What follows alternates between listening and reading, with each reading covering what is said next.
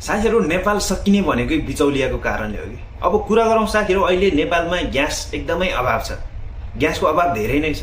अब धेरै मान्छेहरूले अब सरकारलाई नै दोष दिने हो यो कुरामा, तर वास्तविकता चाहिँ के रहेछ भने साथीहरू, मैले एउटा डाटा भेटेँ। तपाईँको चाहिँ हामीले जति दैनिक अब नेपाली जनताको लागि जति आवश्यक थियो ग्यास योभन्दा अगाडिको महिनामा त्यो जति आयात गर्थ्यो नि, त्यसको चाहिँ तपाईँको कति भने लगभग 10 लाख सिलिन्डर चाहिँ बढी नै आयात भएको छ कि यो श्रावण महिनामा।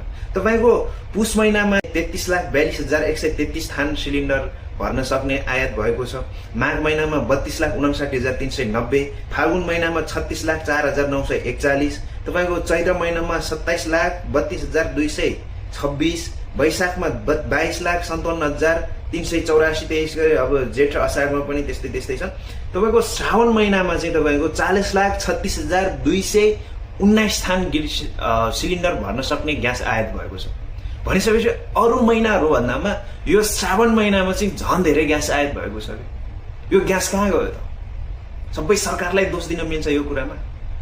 कसरी हुन्छ सरकारलाई असफल बनाउनको लागि यो बिचौलियाहरू लागि परेको छ, कुरो त्यही नै हो।